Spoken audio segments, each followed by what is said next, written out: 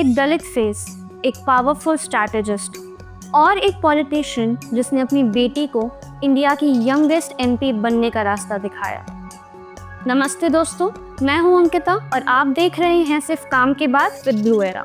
दोस्तों, एक ऐसा लीडर जिसका सफ़र कांग्रेस के ग्रास रूट से शुरू हुआ और आज वो बिहार के सीएम नीतीश कुमार का राइट हैंड बन गए। ये है अशोक चौधरी।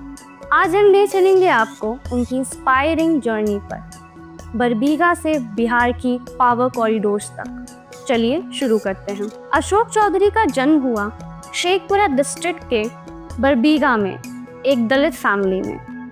उनके पिता लेट महावीर चौधरी कांग्रेस के टाइम में बिहार के स्टेट मिनिस्टर थे, जो उनके लिए एक बड़ा इंस्पिरेशन रहे। पॉलिटिक्स उनके खानदान में जैसे विरासत थी। अशोक जी ने अपने फादर से सीखा कि पब्लिक सर्विस का मतलब है लोगों के इशू को दिल से समझना। उनकी वाइफ नीता चौधरी एक ब्राह्मण फैमिली से हैं और उनकी बेटी शांभवी चौधरी ने 2024 में समस्तीपुर से लोकसभा इलेक्शन जीतकर हिस्ट्री बनाई as India's youngest women MP. Ashok Chaudhary एक वेल एजुकेटेड लीडर है। उन्होंने पटना यूनिवर्सिटी से एमए किया और 2003 में मगध यूनिवर्सिटी बोध गया से पॉलिटिकल साइंस में पीएचडी कंप्लीट की। उनका पॉलिटिकल करियर शुरू हुआ इंडियन नेशनल कांग्रेस के साथ। 2000 में वो पहली बार बरबीघा से एमएलए बने एज अ कांग्रेस कैंडिडेट और राबड़ी देवी के कैबिनेट में जेल मिनिस्टर बने।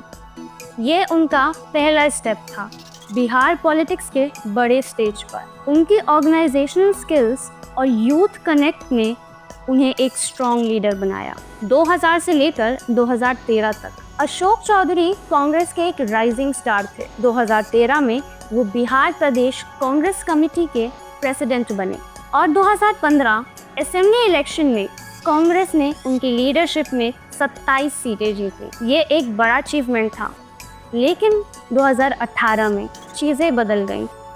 उन्हें कांग्रेस प्रदेश अध्यक्ष के पद से हटा दिया गया और उन्होंने पार्टी के डिफरेंसेस के बाद जेडीयू ज्वाइन कर लिया। जेडीयू में अशोक चौधरी को नीतीश कुमार का ट्रस्ट मिला। 2018 में वो 3 कांग्रेस एमएलसीज के साथ जेडीयू में आए। 2019 से वह बिल्डिंग कंस्ट्रक्शन डिपार्टमेंट के कैबिनेट मिनिस्टर रहे। 2015 से 2017 और 2020 में उन्होंने एजुकेशन और आईटी डिपार्टमेंट्स भी संभाला। 2020 में उन्हें जेडीयू का वर्किंग प्रेसिडेंट बनाया गया और 2024 में नेशनल जनरल सेक्रेटरी। ये दिखाता है उनका प्रभाव कितना बड़ा है।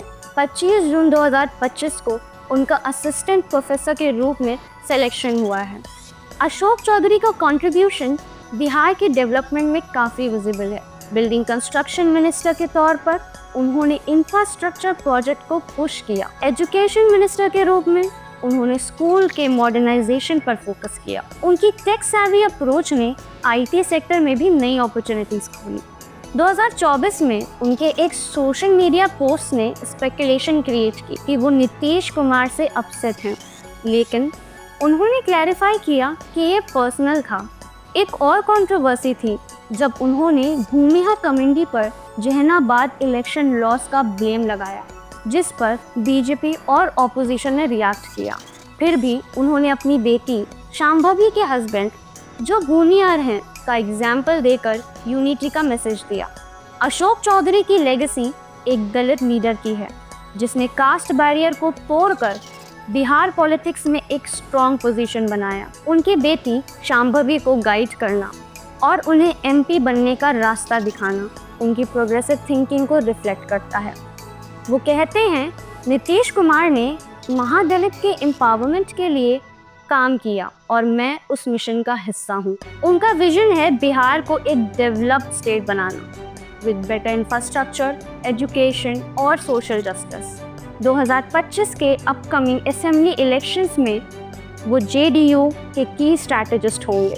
तो दोस्तों, अशोक चौधरी की कहानी है एक ऐसे लीडर की जो अपने रूट से उठकर बिहार के पॉलिटिकल लैंडस्केप को शेप कर रहा है। उनकी journey from Congress to JDU, from MLA to national general secretary, दिखाता है कि हार्ड वर्क और विजन से कुछ भी पॉसिबल है।